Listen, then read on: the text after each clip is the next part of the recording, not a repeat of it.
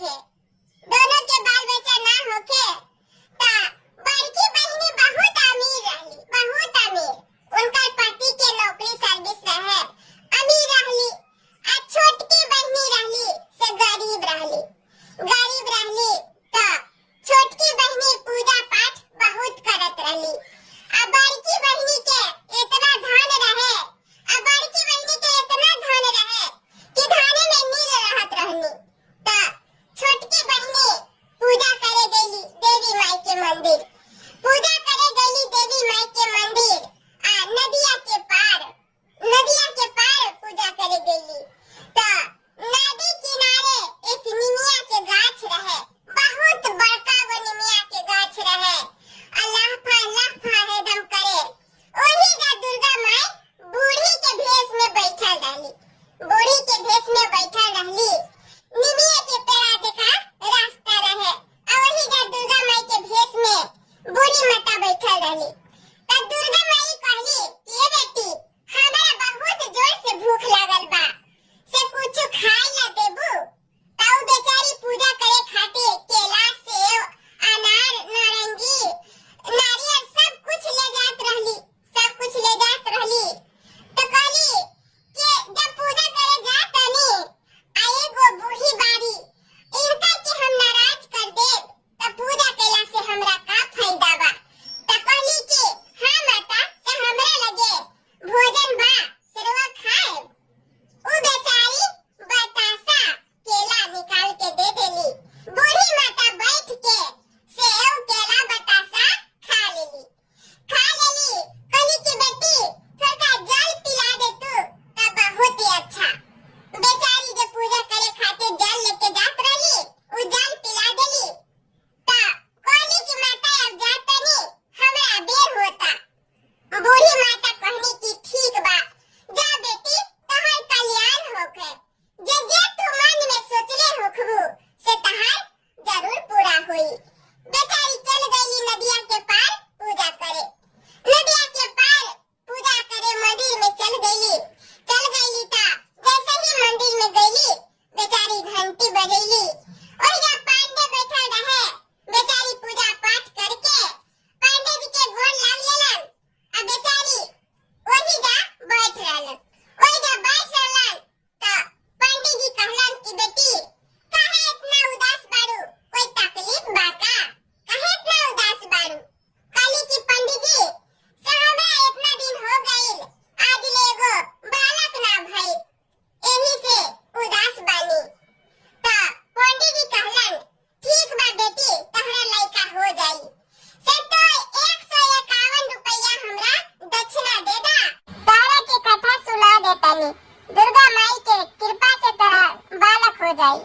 बेचारी के पास तो पैसा रहे ना, पैसा ना रहे। अब तो बेचारी कहली कि हम कहाँ से 101 रुपया दी।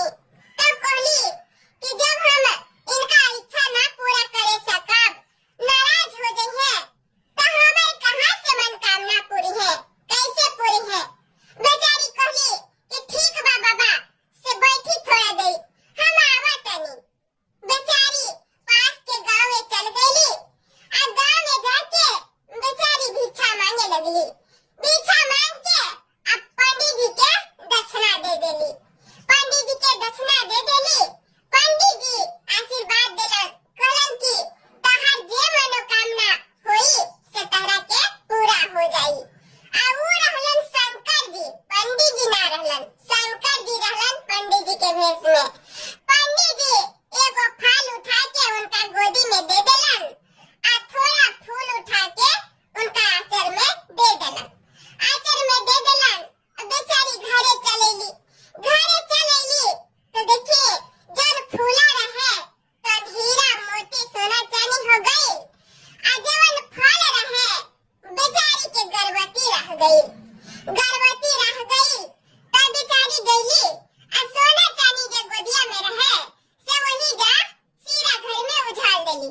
उनका लगल कि फूल बा, बाकी उता सोना चांदी हीरा मोती रहे, तब उछाल देली। अब बेचारी गोड़ हाथ धोबे चल गईली, गोड़ हाथ धोबे चल गईली। ताले गोतनी आईली, गोतनी आईली तो देखा तरी कि हीरा मोती रखल बा।